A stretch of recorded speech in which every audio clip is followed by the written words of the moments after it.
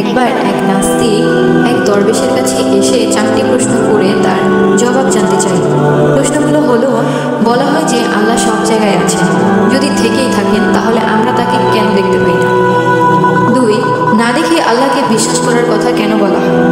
3, ইবলিস আর গোটা জিনজাতি আগুনের তৈরি, ওরা দোজখের আগুনে কিভাবে পড়বে, অর্থাৎ আগুনকে আগুন দিয়ে কিভাবে পোড়ানো যায়? আর আমার শেষ প্রশ্ন, আল্লাহর ইচ্ছা ছাড়া নাকি কিছুই হয় না, তাই যদি হয় তাহলে মানুষ তার কৃতকর্মের জন্য কেন শাস্তি পাবে?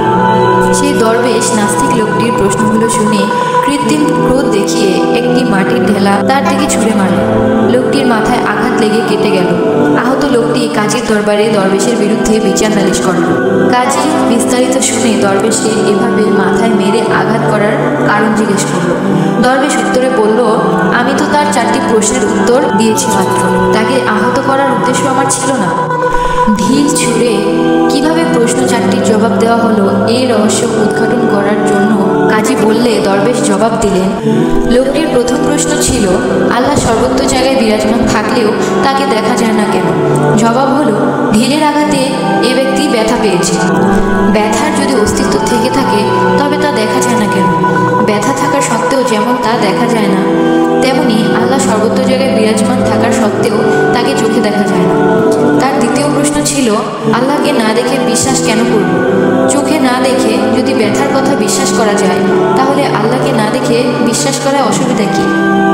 তার তৃতীয় প্রশ্ন ছিল, শয়তান ও জিন আগুনের তৈরি হয়েও তারা দোজখের আগুনে কিভাবে পড়বে? মানুষও তো মাটির তৈরি। মাটির তৈরি মানুষকে যদি মাটির ঢেলার আঘাতে কষ্ট দেওয়া যায়, তবে আগুনের তৈরি জিনকে আগুনে পোড়ানো কি তেমন কষ্টকর? তার শেষ প্রশ্ন ছিল, আল্লাহর ইচ্ছা ছাড়া নাকি কিছুই হয় না, তবে মানুষের কৃতকর্মের জন্য মানুষকে শাস্তি দেওয়া হয় কেন?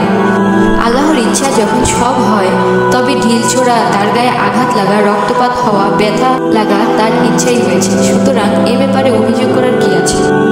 এরপরেও যদি অভিযোগ ও বিচার চলে আর শাস্তি বর্তায়, তবে মানুষের কৃতকর্মের বিচার, সুফল আর কুফল ভোগ কেন মিথ্যা হবে?